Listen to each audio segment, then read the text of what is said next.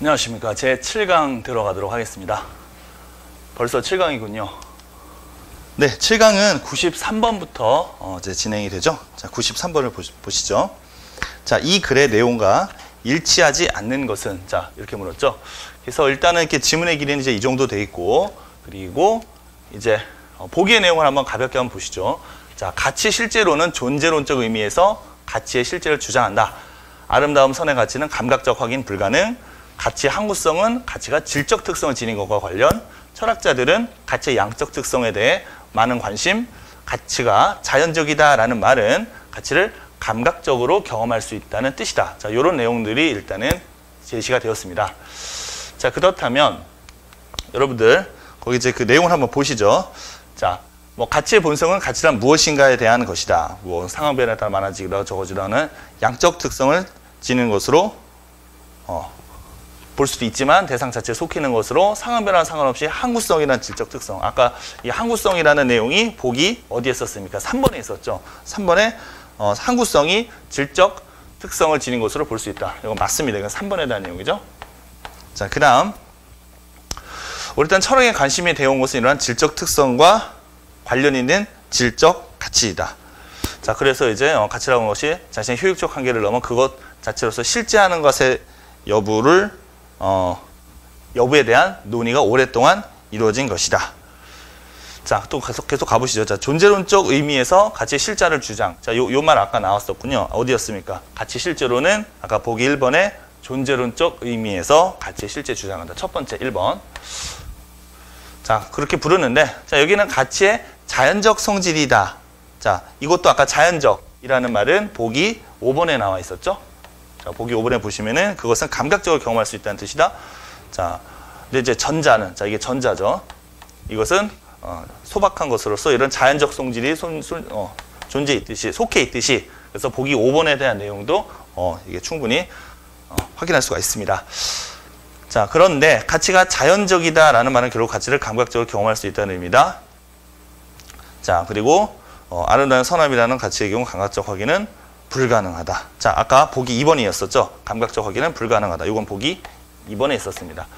자, 그럼 이제 4번. 자, 4번이 이제 정답인데요. 자, 4번에 보면 아까 전에 우리 철학자들은 가치의 양적 특성에 대해서 오랫동안 관심을 가졌다고 그랬는데, 자, 지금 여기에 이제 잘못된 대목이 나와 있죠. 자, 철학의 관심, 철학자들은 어떻다고 했죠? 이러한 질적 특성과 관련 있는 질적 가치라고 했기 때문에 여러분들 보시면 그 보기 4번의 양적 특성에 대한 이야기는 맞지 않습니다. 자, 그래서 정답은 4번이 되죠. 자, 다음 문제 보시죠. 자, 주어진 조건을 통해서 역시 또 이제 바르게 설명한 보기를 고릅시다. 이렇게 돼 있어요. 그래서 이런 정도 내용을 보고, 자, 우리 이제 여러 번 풀어보셨고요. 자, 이제 두 가지 내용을 중심으로 우리가 이제 중점적으로 살펴보는 게 도움이 될 것 같습니다. 자, A는, 자, 라는 중간에 사용한다. 경우의 숫자는 두 가지다. 자, 이렇게 이제 질문을 던졌어요. 자, 그러면 여기 보기에 있는 내용을 하나씩 차례로 우리가 나열을 해보면서 한번 순차적으로 나열을 해보시죠. 자, 일단 5명이 순서대로 들어간다고 합니다. 근데 약간의 이렇게 좀 순탄치 않은 이런 지금 과정들이 묘사가 되어 있는데요. 일단 보시면 나와, 자, 다가 사용한 후, 자, 이 두 친구의 순서는 아직은 모릅니다. 그 다음에 이제 가가 들어오는 것이죠. 그 다음에 라는 가보다는 일단은 빨리 왔답니다. 그 다음에 나가 줄을 설 때, 라는 그 뒤편에 있었다. 자, 그러니까 나가 줄을 설 때 나 뒤에 이제 라가 있다는 겁니다. 자, 그 다음에 다는 라보다는 빨리 왔고, 나보다는 늦게 왔다고 그래 있죠. 자, 그럼 요 대목에서 요 나다라의 서열 관계가 명백해지는군요. 그죠? 여기 있는 나다라가 명백해지고, 가가 이제 여기 뒤편에 올 텐데, 이제 남은 친구는 이제 마라는 친구가 있잖아요. 그래서 이제 마가 여기에 올지, 아니면 여기에 올지, 자, 이 내용이 물론 남아있겠죠. 물론 마가 제일 앞으로 올 수도 있겠죠. 물론 이 사이에 올 수도 뭐 있겠죠. 그러니까는 어쨌든 나다라 사이에는 지금 이제 이렇지만은 이제 마가 지금 어디에 올지를 지금 뭐 확인을 해봐야 되는데, 자, 일단 마는 아직은 모릅니다. 아직 한 번도 언급이 안 됐으니까. 자, 마지막 보시죠. 마 바로 앞으로. 자, 요걸 잘 보셔야 돼요, 여러분. 자, 마 바로 앞으로 다가 들어간 다음, 잘 보세요. 마 바로 앞으로 다가 들어간 다음, 그런 다음 가가 들어간다고 했어요. 그럼 이게 무슨 뜻일까요? 자, 우리가 이제 얼핏 보면은 마 바로 앞으로 다가 들어간 다음에 내가 들어가고 가가 들어가는 게 아닙니다. 그러니까 지금 이제 문맥상으로 이제 마라고 이야기했기 때문에 일단 마 바로 앞으로 이제 다가 들어갔는데 자, 마가 들어가고가 아니라 그 다음에 바로 또 가가 들어가는 거예요. 그래서 이 상황이 좀 약간 좀 의심스러운데요. 그러니까는 이 가라고 하는 친구가 뭐 이렇게 좀 새치기를 한 건지 아니면 진짜 정말 용무가 급해서 그랬는지 지금 그런 상황이 좀 묘사되어진 것 같아요. 그래서 지금 다, 가, 마 이런 순서대로 우리가 진행된다고 해석을 하셔야 될 겁니다. 자, 그래서 어떻게 되죠? 우리가 다, 가, 마, 그러니까 마가 제일 마지막에 있기 때문에 명백히 경우의 숫자는 단 한 가지에 불과하고 그 다음에 제일 가운데 있는 라가 중간 문자로 사용한다. 그래서 정답은 B를 제외한 A만 옳다. 이렇게 표현을 하셔야 되겠죠? 그래서 정답은 2번이 맞습니다. 네. 자, 이제 95번 문제 한번 가보시죠. 자, 다음은 자, 취업자 수, 자, 우선 도표가 있는데, 자, 취업자 수, 실업자, 청년 실업률과 관계된 자료입니다. 이렇게 돼 있죠? 자, 우선 연도별로, 그 다음에 취업자 증감, 뭐 실업자, 뭐 그 다음에 뭐 사무직 증감, 건설업 증감, 뭐 이렇게 쭉 있습니다. 즉 실업률, 뭐 청년 실업률, 뭐 청년 실업자, 자, 이런 수치들이 이제 각양각색으로 표현되어 있습니다. 일단 간략히 보시고요. 여러분들 만약에 이런 도표에서 시험 문제를 낸다면 어느 부분을 많이 낼 거라고 생각하십니까? 지금 청년 실업률이 있고요. 건설업 증감이 있습니다. 그럼 이런 쪽으로 과연 문제를 낼까요? 일단 상식적으로 보시더라도 좀 이렇게 민감한 이슈 부분에 대해서 뭐 실업률이나 뭐 이렇게 이 실업률 이쪽 부분이라 이런 쪽에 더 관심을 많이 갖겠죠. 그래서 문제 이제 또 뒤에 이제 여기서 끝나는 게 아니고요. 자, 굉장히 내용이 많습니다. 대략 테마만 보는 거죠. 테마만. 그래서 뭐 이제 이렇게 기준이 있고요. 뭐 취업자, 뭐 취업자란, 뭐 실업자란, 뭐 이 기준에 대한 실업률이란, 그죠? 청년 실업률이란, 자, 뭐 이런 게 있습니다. 이 중에서 어떤 일부분만 우리가 어떤 질문을 던지지 않을까요? 자, 그래서 옳지 않은 것은 한번 가봅시다. 첫 번째, 2011년 경제활동 인구는 2,900만 명 이상으로 추정이 됩니다. 그랬어요. 자, 2011년을 보시죠. 자, 그러면 여기 2011년인데 지금 여러분들 보시면 경제활동 인구라는 항목이 있습니까? 없죠. 아까 살펴봤듯이. 자, 그러면 경제활동 인구는 어디에서 여러분들이 도출할 수가 있을까요? 그것은 바로 자, 여기 이제 보시면 자, 바로 요 실업률에 보면은 청년 자, 실업률에 보면은 경제활동 인구가 이렇게 숨겨져 있습니다. 자, 이게 좀 만만치가 않죠? 그래서 이 대목을 여러분들이 찾으시고 경제활동 인구를 어떻게 구하는지 여기서 수식을 좀 한번 바꿔주셔야 되겠습니다. 자, 그래서 실업자를 나누어서 100을 곱한다고 하였으니 자, 요 식을 조금 바꿔보면 어떻게 될까요? 자, 요게 나눴으니까 분모에 있잖아요. 그래서 자, 경제활동 인구는 어떻게 되죠? 자, 요게 분모에 있었으니까 위로 올리고요. 그러니까는 얘하고 요 실업률의 데이터하고 서로 분모 이렇게 위치를 교환하면 되겠죠. 분수식의 변형. 그래서 자, 경제활동 인구를 나눴으니까는 자, 그래서 어떻게 돼요? 실업자 자, 그러니까 여러분 한번 보세요. 지금 이게 지금 실업률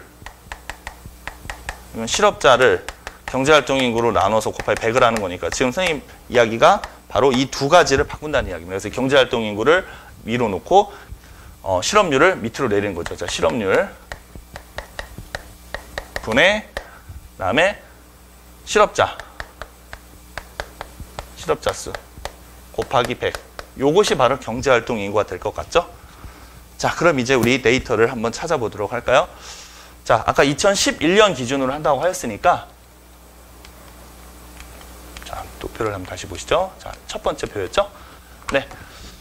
자, 실업률, 그 다음에 실업자 수 이렇게 되는 거죠. 실업률. 여러분들 실업자가 있고요. 청년 실업자가 있습니다. 그죠?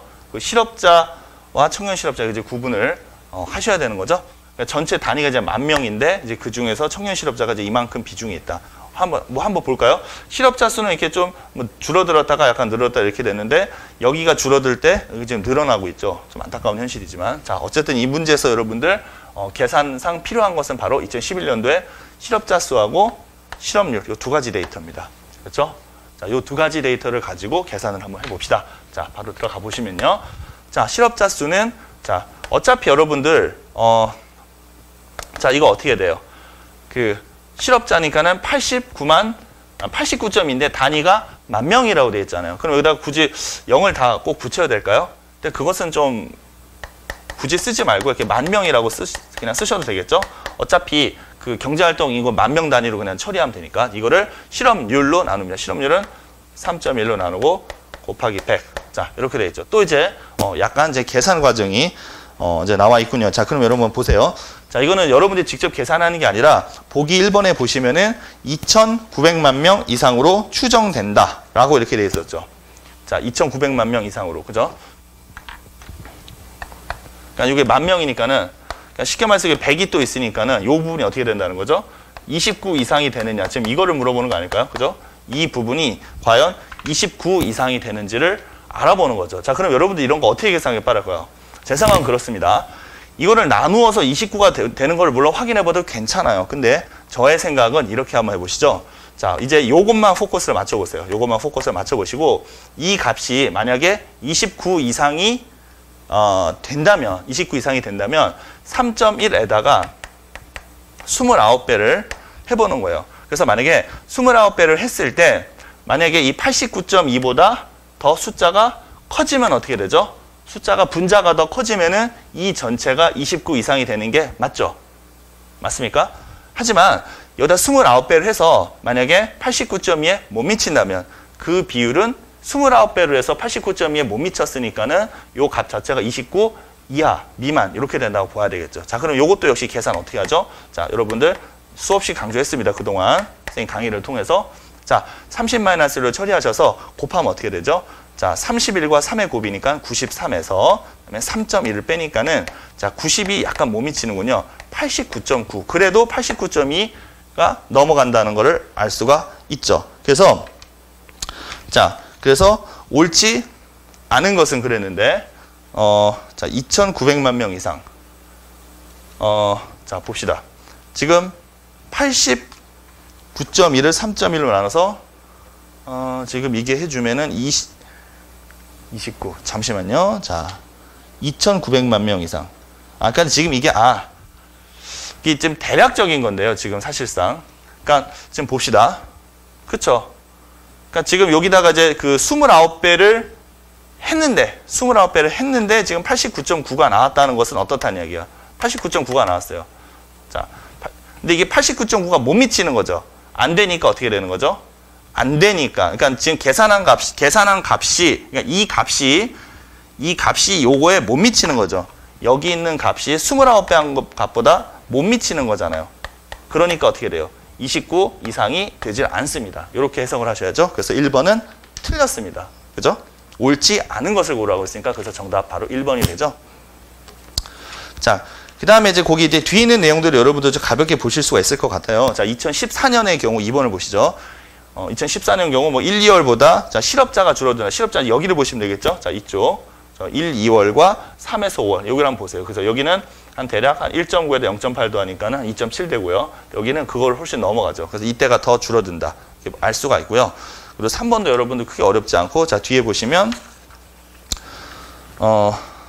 뭐 이제 4번에 보시면은 2011년에 실업자는 89만 2천 명으로 전년 대비 9천 명 감소했다. 그래서 이거는 이제 어떤 비율을 제시한 게 아니라 여러분 얼핏 보시면은 90.1, 89.2 이게 어떤 그 백분율인 것 같으니 이건 백분율이 아닙니다. 솔직히 이렇게 백분율이 되는 건 절대 말도 안 되는 거죠. 실업자가 이 실업률이 또 아니잖아요. 자, 그래서 이게 줄어든 게 0.9에다가 만하니까는 9천 명 감소했다. 맞는 이야기입니다. 그래서 정답 변함이 없습니다.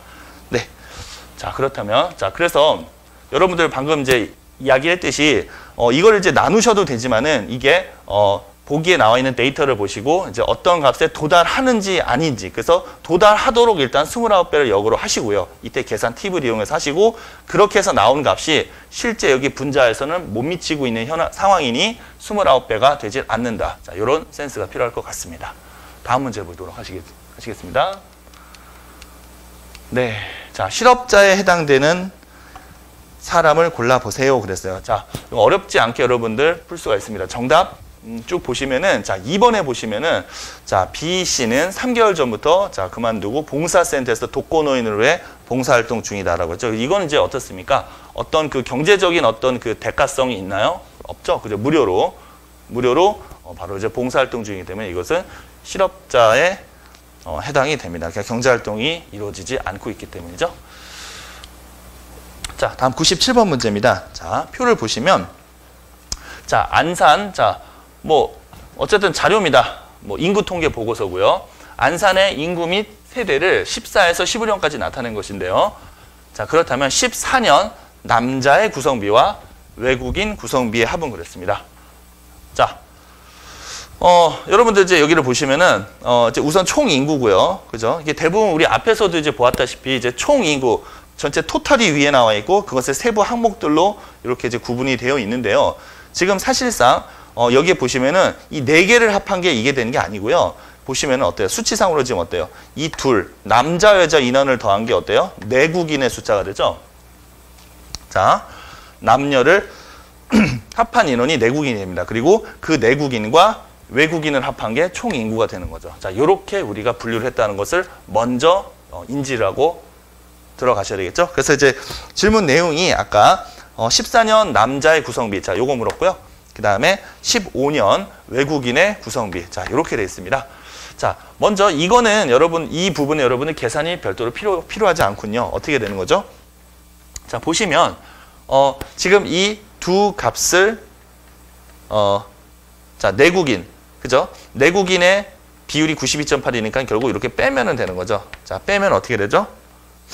빼면은 여기는 소수점은 2가 되고 그 다음에 47이 되죠. 자, 그래서 여기는 47.2% 도출이 되고요. 자, 그럼 이제 문제는 이쪽입니다. 자, 이쪽에 보시면은 자, 외국인이니까 어떻게 해야 될까요? 자, 외국인이니까는 내국인을 제외한 수치. 그러니까 이거를 먼저 뭐 어쨌든 이거를 일일이 구해야 될까요? 지금 외국인의 어떤 그 비율만 물어보니까 굳이 이제 이런 거에 관심 가질 필요가 없죠. 그냥 수치가 그냥 다 나와 있으니까 이런 게 만약에 안 주어져 있었다면 어떻게 될까요? 안 주어져 있었다면 여기에서 이거를 빼서 이게 나오는 거잖아요. 근데 이건 다행히 주어져 있으니까 여러분들은 그냥 계산을 해주시면 되겠는데, 자, 그러면 요 비율이라고 했으니까 어떻게 가는 거죠?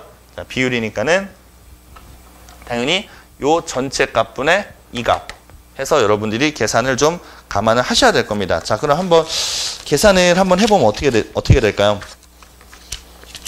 자, 처음 거는 그래서 이제 47점이는 계산할 필요가 없지만, 자, 요거 그리고 여러분들 보기를 한번 먼저 보세요. 보기를 보시면은 대략 숫자가 52.3 좀 섞여 있는데요. 53.3이 그 다음이죠.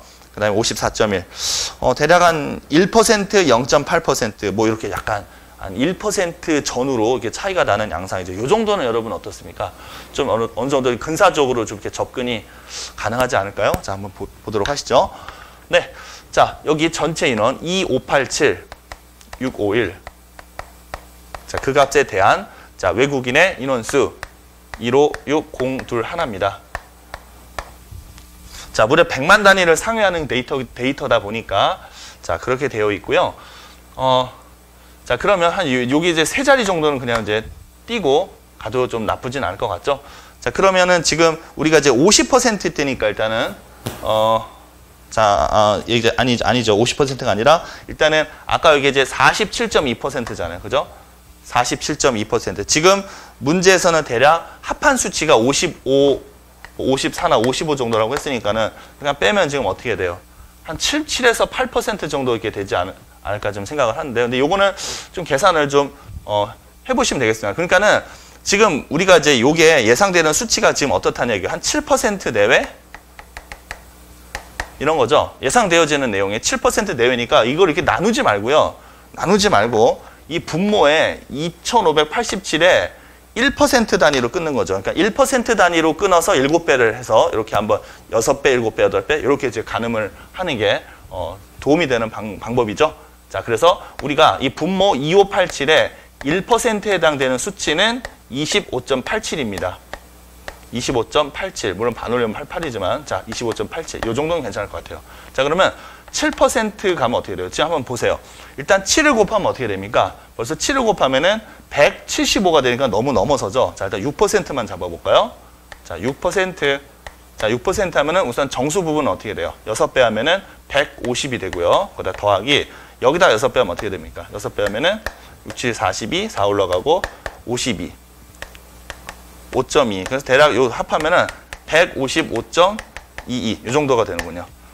됐습니까? 자, 6%가 155.2예요. 그죠? 그러니까는 요게 156이니까는 6%가 조금 넘어가겠죠. 그죠? 6%가 약간 넘어가는데 그나마 이것도 좀 정밀하게 본다면 갭을 본다면 이게 5 정도 차이 나잖아요. 5 정도 차이 나니까 아까 1%가 25.87이라고 그랬죠. 1%가.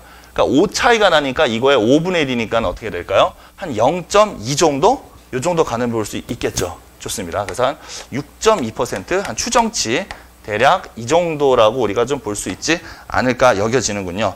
물론 약간 6.1이 될 수도 있고요. 뭐 약간 그럴 수는 있습니다. 소수점을 좀 띄웠기 때문에. 자, 근데 요 정도 정밀도에서는 충분히 계산 판단이 가능하다고 여겨지고요. 자, 그러면 이 빈칸에 들어갈 게 6.1이나 6.2인데 이거 더해보면 어떻게 해야 돼요? 53.3이나 4. 어떻습니까? 정답 4번. 53.3 보기에 있죠? 자, 이렇게 접근하시면 되겠습니다. 자, 정리를 다시 한번 해보죠. 자, 우선 첫 번째는 무엇이었죠? 자, 첫 번째는 우선 이 도표의 이 스트럭처를 파악을 하셔야 됩니다. 이 내국인의 항목은 남녀를 더한 것이다. 이게 이제 첫 번째로 판단을 하셔야 되는 거고요. 그 다음에 우리가 구하고자 하는 것이 어디에 있는지를 아시고요. 얘는 계산이 필요 없다라는 걸 인지를 하셔야 됩니다. 그러니까 이것은 바로 이 내용을 이해해서 이 부분이 이해가 되는 것이고요. 그 다음에 마지막 외국인의 구성비는 사실 이런 거에 괜히 시간 낭비하지 마시고 직설적으로 계산을 하셔서 이제 본론으로 들어가시는 거죠. 자, 그래서 본론으로 들어가셔서 이제 계산을 해야 되는데, 자, 이 계산을 할 때도 자, 요 정도 지우고요. 우리가 미리 예측을 해보는 겁니다. 자, 보기에 있는 수치들이 53% 전후니까는 여기 47%니까는 대략 뭐 6, 7% 뭐 사이다 해서 대략 6%가 이 정도 수치. 그 다음에 거기에 B는 디테일한 소수점 부분도 1%를 기준으로 해서 요 차이가 나는 값, 그죠? 차이가 나는 값을 잘 감안해서 여러분들이 충분히 추론과 예측이 가능한 그런 좋은 사례 문제가 되겠습니다. 네, 그래서 97번. 이제 우리 앞 전 강좌들을 통해서 이런 유사한 내용들을 많이 풀어보셨기 때문에 여러분들이 이제 민첩하게 푸실 수 있으리라 생각이 듭니다. 꼭 그렇게 하셔야 되고요. 네, 이제 98에서 101번 문제를 보시죠. 네, 이어서 98번 같이 보시죠. 자, 98번은 회사에서 자, 이런 자료를 바탕으로 가도시에서 나도시를 연결하는 새로운 기차 노선을 개통을 한다고 하죠.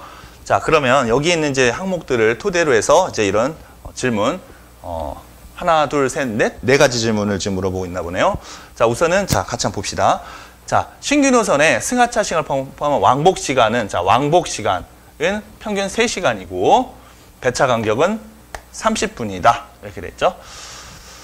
자, 그 다음에 운행 시간은 24시까지이고, 자, 운행 시간은 가에서 가도시를 출발하는 시간을 말한다. 그 다음에 휴식 시간은 왕복, 자, 이거 오타 하나 있죠? 왕복한 직후 30분입니다. 휴식 시간. 왕복을 한 직후예요. 그쵸?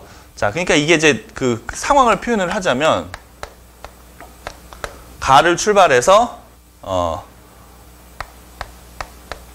나를 갔다가 이렇게 왕복을 하는 거죠. 왕복. 그래서 이제 왕복을 해서 다시 왕복을 한번 하면 이제 30분을 이제 쉰다는 이야기입니다. 자, 그 다음에 이제 뭐 기차는 뭐 운전사의 그 자기 이제 뭐 전담, 나는 이 기차만 운전해. 뭐 이제 이런 건 아니죠. 그리고 모든 기차는 가에 다시 도착하자마자 왕복하자마자 다시 또 출발하는 겁니다. 그죠? 그러니까 기차는 지금 쉴 틈이 없다는 이야기예요. 자, 그리고 모든 기차는 어쨌든 다 복귀한다. 그래서 뭐, 자, 이런 내용이고요. 자, 그렇다면 필요한 기차는 최소 몇 대인가? 그죠? 최소 몇 대? 뭐 이제 기차가 이제 문제점이 생기거나 그럴 때 대비해서 예비 차량들을 이제 또 이렇게 우리가 구비를 해둬야 되겠지만은 여기에서 그냥 일단은 그런 조건들을 일단 무시하고 최소 이제 그 몇 대인지 물었습니다. 자, 그럼 한번 볼게요. 일단 그 왕복 시간이 지금 3시간이지 않습니까? 그 3시간. 그러면 이제 이렇게 한번 해보세요. 이제 첫 번째 기차가 이제 6시에 출발하죠. 자, 그럼 이제 두 번째 기차는 자, 어떻게 돼요? 6시 반에 출발합니다. 자, 이런 식으로 해가지고, 그러면은 7시는 세 번째 기차. 그 다음에 8시는 다섯 번째 기차. 그죠? 8시는 다섯 번째 기차. 그 다음에 8시 반에는 어떻게 됩니까? 여섯 번째 기차가 되지 않을까요? 자, 8시 반에는 여섯 번째 기차가 이제 출발합니다. 자, 출발하고요. 아까 전에 왕복 시간 이렇게 갔다가 오는데 3시간이 걸린다고 그랬죠? 갔다 오는데 3시간입니다. 그러니까는 지금 이제 드디어 9시가 딱 되었을 때 9시가 되면은 자, 이때는 무슨 말이에요? 첫 번째 기차가 6시에 출발을 해서 이렇게 왕복해서 다시 복귀를 했다는 겁니다. 복귀. 그래서 이제 9시가 돼서 다시 와서 그러자마자 또 출발을 이제 한다는 거예요. 자, 그럼 일단 기차는 몇 대가 필요합니까? 9시가 되었을 때 첫 번째 기차가 다시 돌아왔고요. 그 돌아온 기차가 그대로 출발하면 되는 거니까 문제점이 없죠. 그래서 최소한 필요한 기차의 숫자는 6대가 옳습니다. 6대. 자, 요게 98번의 정답이죠. 자, 99번은 자, 보세요. 자, 그렇다면 이 기차를 운전하기 위해 자, 운전사를 고용을 하는데요.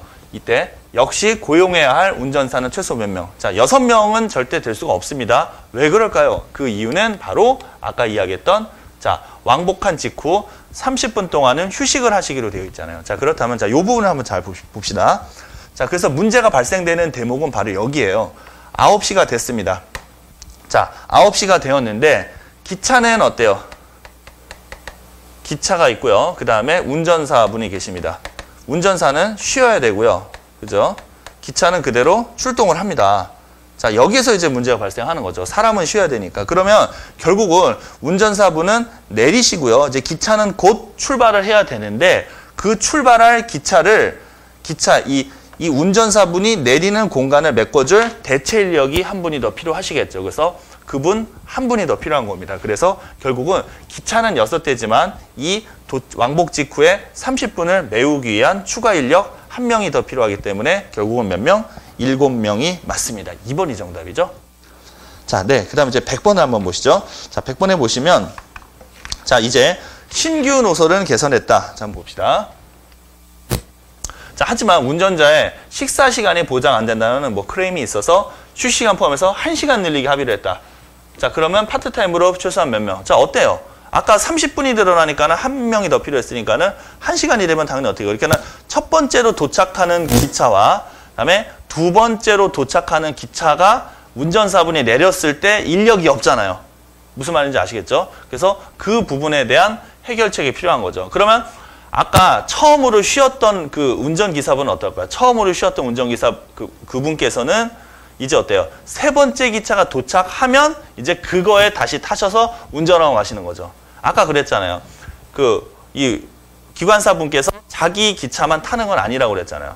그러니까 자기가 1번을 몰고 왔어요. 1시간을 지금 쉬었죠. 그러면은 하나, 두 텀이 지나서 3번 기차를 이제 탑승하셔서 다시 한번 또 왕복 운행을 근무를 하시겠죠. 자, 이런 내용입니다. 그래서 당연히 한 분이 더 추가가 되니까는 자, 그래서 파트타임에 필요한 최소한의 운전자 수는 몇 명? 자, 추가로, 그러니까 파트타임으로 추가로 고용하는 거니까는 한 분만 더 필요하면 될 겁니다. 5번이 맞고요. 자, 이제 101번을 봅시다. 자, 이런 조건으로 60일 동안 운행해 보았습니다. 자, 근데 관리과에서 기차를 보니까 손상 상태가 모두 달라서요. 이런 원인을 파악하기 위해서 자, 운행 순서를 정해서 확인해 보니 자, 어때요? 열차마다 운행한 횟수가 달랐다. 자, 지금 어떻습니까? 지금 아까 이야기했던 것처럼 그 1번, 첫 번째, 두 번째 열차들이 좀 운행 횟수가 좀 어때요? 좀 많다고 지금 보여지지 않습니까? 자, 그래서 지금 일단은 기차는 지금 6대인데 자, 한번 보세요. 왕복이 지금 3시간인데 자, 지금 그 앞에 1번 기차를 한번 보세요. 지금 1번 기차는 지금 다시 한번 봅시다. 첫 차를 1번으로 정하고 이게 순서면서 지금 이제 방금 얘기한 뭐 이거 특별한 내용은 없고요. 1번 기차는 하루에 몇 번을 운행을 했을까요? 1번 기차는. 1번 기차는 일단은 6시에 출발을 했고요. 그 다음에 9시 이렇게 해가지고 어떻게 되죠? 24시까지. 이게 텀이 아까 이제 이게 총 18시간 간격을 3으로 나눴으니까는 6덩어리가 나눠지는데 근데 이건 어떻게 돼요? 6부터 시작해서 가는 거니까 어떻게 되죠? 이거는 총 7회 운행이 된 거죠. 7회. 이해가 되십니까? 7회. 마지막 그러니까 막차죠, 막차. 그러니까 이제 막차까지 해서 이렇게 딱 온 거잖아요. 이렇게 24시. 그러니까 21시에 출발해서 24시에 도착을 하는 거잖아요. 요 앞에 21시에도 출발해서 왕복에서 24시까지 가는 거 아닙니까? 그렇다면 2번 기차에는 어떨까요? 2번 기차 행보는 어떨까요? 2번 기차는 6시 반 출발, 9시 반에 출발, 그죠? 뭐 이렇게 해가지고 결국은 21시 30분에 출발합니까? 어때요? 21시 30분 돼요? 안 돼요? 안 되죠. 21시 30분에 출발하면은 도착하면은 자정이 넘어가니까는 이것은 불가능하죠. 그러니까는 우리가 1번 기차를 제외한 나머지 기차들은 하루에 6회씩 운행을 하고요. 첫 번째 기차만 하루에 1회씩 더 운행을 하다 보니 어떻습니까? 지금 60일 동안 운행을 했잖아요. 그죠? 60일 동안 운행을 했으니까는 1번 기차가, 그죠? 가장 많이 운행한 기차가 1번이고요. 이거는 그 외, 나머지가 되겠죠? 자, 나머지들이 되니까는 결국은 그 횟수의 차이는 결국은 얼마? 하루에 1회씩 차이니까는 총 60회 차이가 난다고 볼 수가 있겠습니다. 4번이 정답이죠? 네. 그래서 100번, 101번까지 연결을 하셨고요. 자, 이제 가볍게 또 102, 103번 살펴보시죠. 자, 나열된 단어 사이의 관계가 성립하도록 빈칸 두 곳에, 자, 뭡니까? 102번. 자, 자동차. 자, 자동차하고 배가 이렇게 있습니다. 배. 자, 자동차 하면 뭐가 떠오르세요? 일단은 바퀴나 뭐 보험 사고 이런 것도 뭐 다 해당은 되지만은 이 자동차에 대응되는 관계, 배에 해당되는 관계죠. 지금 뭐가 될까요? 자동차는 바퀴로 굴러가고요. 그죠? 바퀴로 굴러가고, 그 다음에 배는 어떻게 해야 돼요? 그러니까 배를 움직이게 할 수 있는 수단을 지금 이제 이야기하는 겁니다. 이 대응 관계는. 그죠? 움직이는 수단과 그 다음에 움직이는 어떤 교통 수단. 그죠? 그것에 해당되는 거죠. 그래서 어떻게 됩니까? 배는 노를 저어야 가는 거고요. 자동차는 바퀴를 굴려야 가는 거죠. 그래서 정답은 바퀴와 노. 이렇게 표현하면 되겠습니다. 네, 그 다음에 자, 공통적으로 연관이 있는 단어를 3개 찾아서 연상시키는 단어를 한번 생각해 봅시다. 자, 정, 그릇, 비열, 그림, 감기, 청소가스, 인재, 취업, 쓰레기. 자, 어떻습니까? 자, 3개 고르는 거죠. 어떤 게 떠오르세요? 자, 어떤 게 떠오르십니까? 일단 배출 같은 걸 보면요. 자, 배출도 여러 가지가 있습니다. 뭐 이렇게 많은 그 인재들을 배출했다. 여기 뭐 인재가 있지만요. 그죠? 이런 것도 있고요. 그 다음에 뭐 가스를 이렇게 밖으로 내뿜다. 뭐 가스 배출 이런 것도 가능하죠. 그죠? 그러니까 가스 배출과 쓰레기 배출은 이제 같은 뉘앙스가 되겠죠. 가스, 쓰레기 배출. 그다음에 인재를 이렇게 양산시켰다, 배출했다. 한자가 이제 배자가 좀 이제 다르게 되겠습니다. 그래서 이 3가지가 해당이 되는군요. 나머지는 이렇게 좀 부족하거나 이제 이런 모습들을 확인할 수가 있습니다. 예, 그다음에 104번을 한번 같이 보시죠. 자, 104번 보시면 예, 다음 개요를 수정한 것으로 적절하지 않은 것은 이렇게 물었습니다. 자, 같이 한번 봅시다. 자, 우선 주제는 석탄 화력 발전과 관련한 문제점과 해결 방안 이렇게 돼 있죠. 자, 뭐 서론, 에너지 생산 방향 이렇게 돼 있고요. 자, 에너지 생산의 방향입니다. 그래서 뭐 생산 비중, 그다음에 뭐 발전 시설의 수와 설치는 지역. 일단 본론으로 가서 화력 발전과 관계된 문제점입니다. 대기오염 유발함, 이산화탄소 발생시킨다. 그다음에 관련 시설에 대해 주민들이 부정적으로 인식한다. 자, 그 다음에 문제점 해결 방안.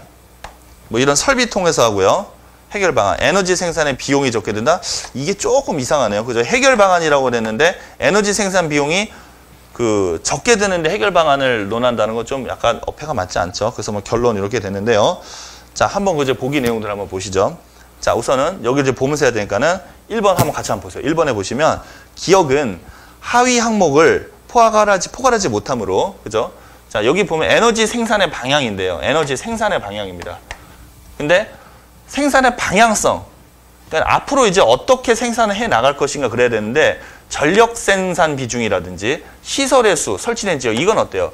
이제 현황 파악이잖아요. 현황. 그죠? 이것은 어떤 그 현황에 대한 내용이지 앞으로의 방향을 제시하지를 못하고 있습니다. 그래서 석탄화력 발전 전력 생산 실태, 그죠? 이 현재 실태로 바꾸는 게 옳습니다. 맞고요. 2번 니은은 자, 니은은 자, 이 부분이죠. 2-1에 나와 유사한 내용이므로 자, 어때요? 지금 대기오염 유발하고 이게 다 어때요? 오염 유사한 내용이죠. 그래서 이제 통합해서 고치는 거 괜찮습니다. 3번 디귿은 자, 2의 1의 다와 자, 2의 1의 다 요거요. 그죠? 관련 시설에 부정적으로 인식한다고 그랬죠. 그래서 뭐 관련 지역의 주민을 설득하고 보상책을 마련한다. 자, 그래서 이게 부정적으로 인식한다고 한 것과 이제 그 어떤 그 이제 문제점 해결 방안 이렇게 돼 있으니까 요거를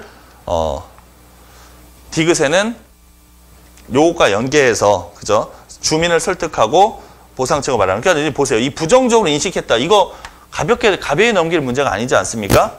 그러면 이 해결 방안에서는 이것에 대한 언급이 있어야 되는데 주민들에 대한 어떤 내용이 있나요? 주민들에 대한 내용, 뭐 CCS 설비, 뭐 비용이 적게든 뭐 이제 이런 내용들이 좀 나와 있는데 이 부정적으로 인식하는 거에 대한 어떤 솔루션이 나와 있지 않습니다. 그래서 그렇게 추가한다는 것은 적절한 그 수정 사항이 되겠죠. 자, 그다음에 리을에 보시면 상위 항목과 어울리지 않죠. 그죠? 그래서 이거는 삭제를 그냥 해버리는 게 낫습니다. 아니면 요 위쪽으로 그러니까 이건 삭제라는 게 낫겠죠. 그래서 삭제. 2-1로 옮긴다. 이게 맞지가 않습니다. 그래서 정답은 4번이 맞고요. 5번도 크게 문제가 없습니다.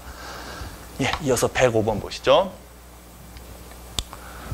자, 보기를 참고해서 자, 그 블로그에 에너지 사랑 나누기 운동에 대한 글을 쓰려고 하는데 자, 이 개요에 들어갈 내용으로 옳지 않은 것은 이렇게 질문을 던졌어요. 자, 개요에 보면은 에너지 낭비에 대한 문제점 지적, 소외계층 이용 실태, 사랑 나누기 운동, 그다음 그거에 대한 참여 제한 및 촉구. 자, 기억부터 리을까지 이렇게 나와 있죠. 자, 그럼 거기 보시면요. 자, 우선 여러분들 지금 보기를 한번 또 보세요. 자, 기억은 그게 문제가 없습니다. 읽어 보시면요. 기억이 지금 전력 수급 문제가 심각하다는 점과 이에 대한 사람들의 의식이 부족하다는 점을 지적한다. 그죠? 뭐 그런 거 지적하는 게 뭐 문제점 없고요. 그다음에 니은 일반인의 뭐 저조한 실태를 제시 맞고요. 그다음에 디귿 소외계층 기부 문화를 연결한 운동 필요성과 참여 절차를 소개. 그죠? 뭐 이게 소개를 하는 거니까 이제 일맥상통합니다. 그다음에 4번 리을. 자, 리을이 요건데 요거까지 내용이 이제 만나는 이제 매치되는지를 보시는 거죠. 자, 신재생에너지의 발전 기술의 현황을 소개. 이거 뭐 좀 생뚱맞지 않나요? 그죠? 사랑 나누기 운동에 대한 참여 제한 및 촉구 이제 뭐 이런 어떤 그 자발적인 참여 이런 것들을 하면서 이제 약간 이제 좀 더 푸시하는 좀 그런 어떤 성격을 대한 내용이 제시되어야 될 텐데 지금 좀 맞지가 않죠. 그래서 그 신재생에너지는 좀 이렇게 좀 맞지가 않습니다. 그래서 적절하지 않은 것은 정답은 4번이 맞습니다. 그리고 5번도 뭐 별 문제점이 없는 내용이죠. 예, 106번, 107번 보시죠. 자, 역시 관계를 보는 겁니다. 자, 이건 어떤 내용이 맞을까요? 앨범하고 대응되는 내용, 그다음에 자동차하고 대응되는 내용이 되겠죠. 자, 정답은 뭐가 될까요? 앨범에는 사진을 보관하고 있는 거고요. 그죠? 어디에는 자동차를 보관하고 있느냐 이렇게 보시면 되죠. 그래서 이거는 차고가 되겠죠. 그죠? 차고에 자동차가 들어있고 앨범에 사진이 들어가 있습니다. 자, 이어서 밑에 문제를 보시면요. 또 역시 마찬가지로 또 한번 골라보는 겁니다. 자, 역시 3개 골라 세보는 거죠. 자, 경, 돈, 안전, 바다, 행동, 지갑, 노화, 바람, 미역, 비정상. 자, 이렇게 주어져 있습니다. 이제 보기에 보시면은 국, 한식, 양식, 집단, 강경 이렇게 되어 있는데요. 어떤 게 괜찮을까요? 여러분이 딱 떠오르는 게 뭐예요? 자, 뭐 행동, 양식, 그죠? 행동, 양식, 그죠? 미역도 양식하고 이제 또 매치가 되죠. 그리고 이게 약간 여러분들이 혹시 좀 이게 익숙하지 않은 친구들이 익숙하지 않은 분들이 계실지 모르겠는데 경양식이라는 게 있습니다. 경양식, 그죠? 경양식. 그래서 이 경양식이라는 그것도 이제 여러분들 뭡니까? 경양식이라는 게 이것도 어떤 양식 이제 그런 이름이죠. 요즘은 경양식집이라는 말을 좀 잘 쓰지는 않지만 그래서 이것도 이제 어떤 식사 문화의 하나의 이제 일종이죠. 뭐 일식, 중식 하는 것처럼요. 네. 그래서 이때는 경양식 할 때 이게 양자가 이제 서양 양자 뭐 이렇게 되는 거죠. 그래서 이제 그리고 식이 이때는 뭐 행동 양식 할 때 요 식하고요. 그죠? 기를 양자에 그다음에 이제 방식 식자가 되는 거죠. 그러니까 요때는 한자가 좀 전혀 틀리죠. 그리고 요것도 이제 미역 양식 할 때 이제 기르다, 이때는 기르다가 되는 거지 않습니까? 그죠? 그 다음에 이때는 이제 어떤 태도의 방식이라는 뜻이 되는 거고요. 그 다음에 이때는 어떤 서양의 어떤 문화, 서양의 음식, 서양의 어떤 방식, 양식으로 먹는다. 이렇게 되는 거죠. 그게 좀 내용들이 한자가 좀 다르겠습니다. 그래서 정답은 3번으로 보셔야 되겠습니다. 자, 네. 이제 108번 가시죠. 자, 기억과 니은에 들어갈 말을 알맞게나요라는 것은 자, 이렇게 되어 있습니다. 자, 들어갈 말을 찾는 겁니다. 그래서 이렇게 쭉 보시면요. 쭉 보시면은 자, 이게 앞부분에 대한 내용을 이렇게 한번 쭉 보시고요. 이게 뒤에 보시면은 자, 시간에 따라 변화하는 이동통신의 품질을 극복하기 위해서 개발된 것이 A 기술이다. 자, 이걸 쓰면 자, 하나의 송신기로부터 전송된 하나의 신호가 다중 경로를 통해서 안테나에 수신이 됩니다. 그래서 그 수신된 신호들 중 일부 경로를 통해 수신된 신호의 크기가 작더라도 다른 경로를 통해서 수신의 신호의 크기가 크면 그 중에서 가장 큰 거를 선택해서, 그러니까 이제 선택적으로, 그러니까 우리가 어떻습니까? 신호가 이제 좀 약간 이제 작다 할지라도 이제 그 다른 어떤 이제 그 알고리즘을 통해서 안정적인 송수신을 이루려는 것이 바로 이 A 테크놀로지의 어떤 핵심이라는 겁니다. 그래서 마치 한 종류의 액체를 여러 배수관에 동시에 흘려보내, 그죠? 가장 빨리, 적절한 비유입니다. 가장 빨리 나오는 배수관 액체를 선택하는 것에 비할 수 있다. 좋습니다. 자, 그러면 여기서 액체는 뭐에 해당되는 거죠? 액체는 흐르는 거니까 우리가 신호를 전송시키는 거죠. 신호를 보내는 거잖아요. 그죠? 신호에 해당되고, 배수관은 뭡니까? 자, 배수관은 이제 그거를 그 통로가 되는, 통로 역할을 하는 거니까 바로 뭐가 되죠? 안테나가 되겠죠. 안테나. 그죠? 아까 우리가 했잖아요. 다중 경로를 통해 안테나에 수신된다. 그죠? 이게 바로 배수관에 비유할 수가 있는 부분이죠. 그래서 정답, 아닙니다. 잠깐만, 신호, 아니죠. 안테나가 아니죠. 이게. 죄송합니다. 자, 이게 안테나는 이제 수신하는 거고요. 이제 경로죠, 경로. 다중 경로를 통해 안테나에 수신된다고 했으니까는. 그죠? 배수관, 관하고는 경로, 다중 경로가 맞습니다. 다중 경로가 맞습니다. 1번이 맞군요. 1번. 정답은 1번이 맞습니다. 예, 109번 보시죠. 자, 109번에 보시면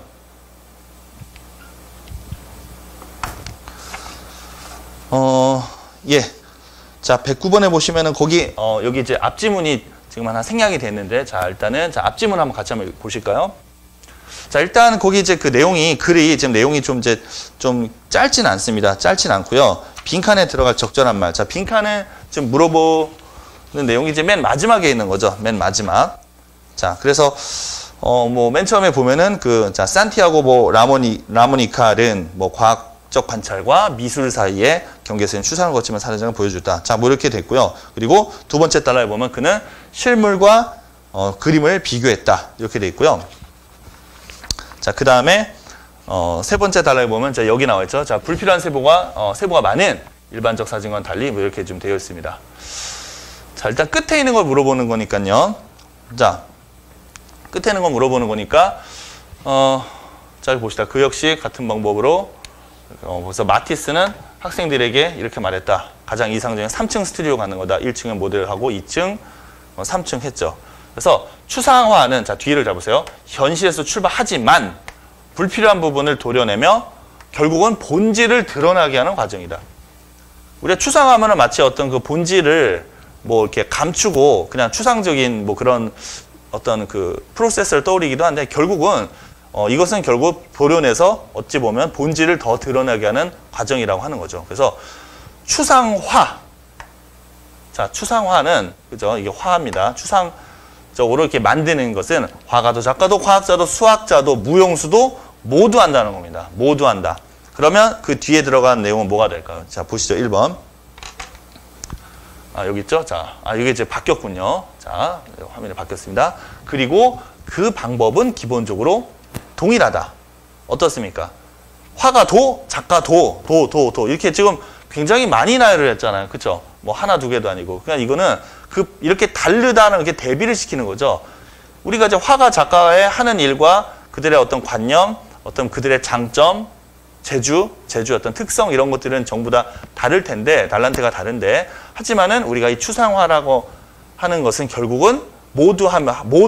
다 한다는 거잖아요. 그래서 기본적으로 동일하다. 그래서 1번에 대한 내용이 지금 확 와 닿습니다. 자, 나머지 내용도 읽어보시면은 좀 이제 여기 이제 매치가 되기가 좀 어려운 측면들이 있겠죠? 네, 110번을 보시죠. 자, 네, 110번에 보시면은 자, 태양광 발전 사업으로 태국 진출을 준비하고 있고, 자, 지사부지 선정하기 위해서 자료 조사를 했습니다. 자, 이거는 이제 간단하게 풀 수 있어요. 가볍게 갈게요. 자, 우선은 지역, 인구, 이동시간, 면적, 주요 대학 이렇게 있고요. 선정 조건 보셨죠? 인구 밀도가 높아야 되고, 이동시간 짧고, 대학이 많아야 됩니다. 자, 주요 대학이 많다고 되어 있는데, 일단 여기는 주요 대학이 없으니까 일단 배제가 될 것 같고요.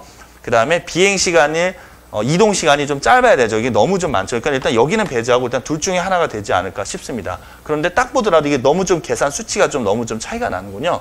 그러니까 이 태국의 이 그 실정 자체가 이 방콕에 지나치게 좀 이런 어떤 선정 조건, 모든 면에서 봤을 때 그 입지 조건 자체가 너무 방콕에 방콕을 선택할 수밖에 없는 그런 이제 구조적인 상황이라는 것도 느낄 수가 있을 것 같아요. 자, 그리고 보시면은 주요 대학도 지금 월등히 많죠. 자, 그럼 이제 남은 항목은 인구 밀도가 높아야 된답니다. 자, 인구 밀도가 또 높아야 되니까 어떻게 해야 되죠? 자, 여기 우리가 면적으로 보세요. 지금 치앙마이는 지금 40평방킬로미터에 14만 명이에요. 지금 여기는 거의 몇 배가 됐습니다.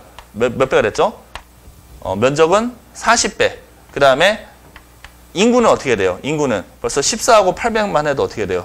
뭐 50, 한 60배 정도 되죠. 60한 840만, 약 한 60배 정도. 그러니까 면적은 방콕이 40배가 더 큰데 인구는 60배가 더 많다는 거는 그만큼 그 밀도가 더 높다는 것을 바로 알 수가 있습니다. 그러니까 모든 항목, 대학, 인구 밀도, 이동 시간 모든 면에서 단연코 방콕이 되기 때문에 이것을 그냥 쉽게 그냥 바로 발견할 수가 있습니다. 보통 보면 그 약간 두 가지는 이게 유리한데 한 가지가 이게 불리해서 결국은 얘가 선택이 된다. 뭐 이럴 수도 있는데 자, 이 경우에는 크게 문제가 없습니다. 방콕이 되겠죠? 지도에 나타나 있습니다. 2번이 정답입니다. 자, 그리고요. 자, 이제 111번, 112번 여기 하나 더 보시죠. 자, 평일 스마트폰 이용 현황에 따른 SNS 사용 시간을 파악하기 위해 3만여 명 대상으로 서베이한 결과라고 해요. 자, 틀린 것은 이렇게 질문을 던졌죠. 자, 보시면은 전체 집단이고요. 자, 우선은 항목을 잘 보세요. 여기 우선 그 필드를 보시면 여가 행동, 스마트폰 이용하느냐, 조사 인원, 그다음에 평균 SNS 시간 이렇게 되어 있습니다. 그래서 성별로, 연령별로, 학력별로 이렇게 크게 세 가지 계층으로 구분이 되죠. 연령은 1, 2, 3, 40대 이상, 고졸 이하, 대졸 이상 이렇게 구분이 되어 있어요. 그 각각에 이용하느냐 아니냐 쭉 나와 있죠. 자, 좋습니다. 그러면 첫 번째 질문은 무엇인가요? 자, 다음 자료를 보고 판단한 내용으로 올바르지 않은 것이라고 그랬는데요. 자, 이거 이제 오타가 조금 있군요. 이거 이제 게시판에 그 오타 내용을 이제 탑재를 해놨으니까 참고를 좀 하도록 하시고요. 올바른 것은으로 고쳐주시기 바랍니다. 올바른 것은. 자, 1번을 보시면요. 40대 이상 스마트폰 이용자는 그 이하의 스마트폰의 합보다 크다. 자, 보기 여러분들 차분히 보시면 되니까 뭐 이렇게 몇 개만 가볍게 한번 살펴보시죠. 1번 한번 보겠습니다. 자, 40대 스마트폰 이용자는 어떻게 돼요? 자, 40대 스마트폰 이용자. 자, 스마트폰 이용하니까 어떻게 돼요? 40대 스마트폰 이용. 이렇게 되는 거죠? 40대 스마트폰 이용. 자, 이렇게 되는 거죠? 자, 그리고 그거는 40대 이하의 스마트폰 이용자, 40대 이하의 스마트폰 이용자의 합. 자, 40대 이하면 어떻게 됩니까? 이용. 자, 여기 이렇게 좀 나눠보시죠. 이렇게. 자, 잠시만요. 그러니까 비이용, 이용 이렇게 돼 있죠. 비이용, 이용. 그죠? 비이용, 이용. 그죠? 그거 이하. 이렇게, 이렇게, 이렇게. 이렇게 해주면 되는 거 아닐까요? 그죠? 네. 자, 그래서 보시면 40대 당연히 뭐 40대 이상보다는 여러분 상식적으로 이거는 계산하기에 앞서서 40대 이하의 스마트폰 이용자가 월등히 많겠죠. 그죠? 물론 이제 40대 이상이라고 하면 40대, 50대, 60대, 70대에도 있지만은 30대, 20대, 10대를 더한 게 상식적으로 클 거라고 이제 여겨집니다. 그러니까 이건 뭐 계산할 필요도 없고 일단은 봤을 때 접근 자체를 그냥 안 올 때 넘어가시는 게 좋을 것 같아요. 이건 벌써 이게 좀 피하시고요. 2번을 보시면 자, SNS 이용 시에 가장 많은 연령대는 어떻게 되죠? SNS 가장, 여기 딱 보세요. 가장 많은 연령대 어떻게 해요? 숫자가 이렇게 쫙 보시면 제일 큰 게 어디입니까? 바로 여기인가요? 여기? 여기. 어때요? 40대 이상이군요. 40대에서 스마트폰 이용하는 분들. 그래서 40대가 맞습니다. 틀렸고요.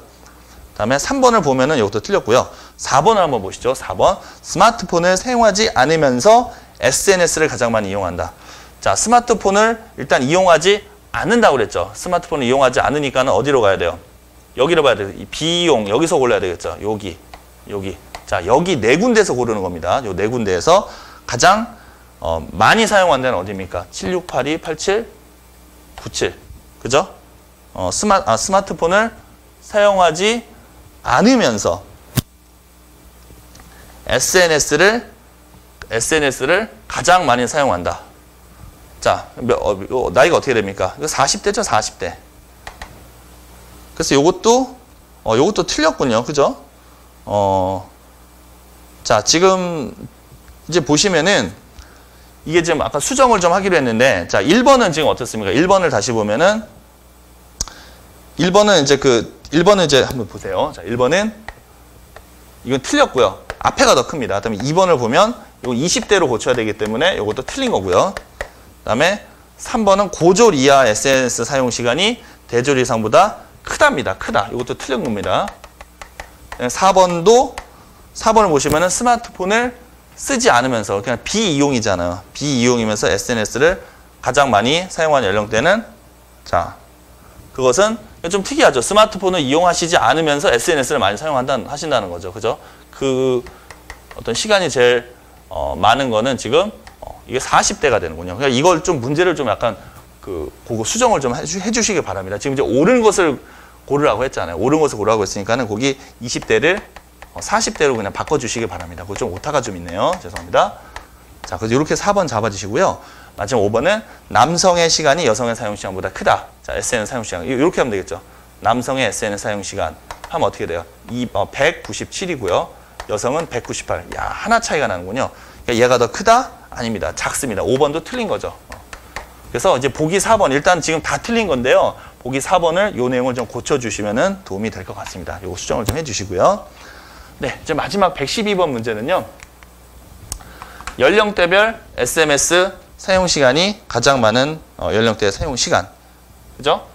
그러니까 이거는 아까 어때요? 연령대별로 SMS 사용 시간이 가장 많은 거는 이거를 더하는 거죠. 아까 이제 여기 40대가 이렇게 돼 있고요. 40대, 30대 이렇게 묶어서 더한 게 가장 큰 거를 고르라는 의미입니다. 당연히 이쪽이 239 가장 많으니까 정답은 40대고 239시간 이렇게 여러분들 찾으실 수가 있을 것 같습니다.